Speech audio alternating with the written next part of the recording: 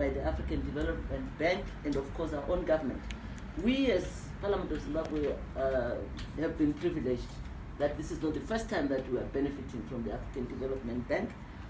This is riding on our, I think we want to call them successes in carrying out the SITA project, which we did from 2016 to 2019.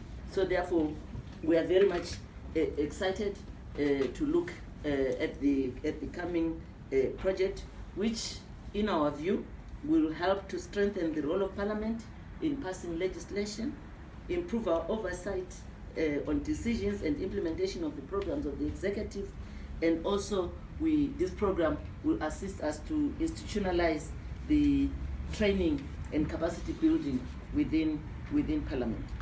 It is in this program that we will be furthering what is in our current institutional strategic plan, which we planned for 2018 to 2023.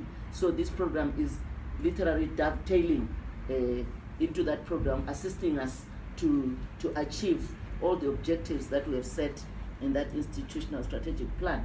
We are happy that we have a number of committees who will be beneficiaries of this program. Okay, we are saddened that is not all, but it's good that we have a few, and of course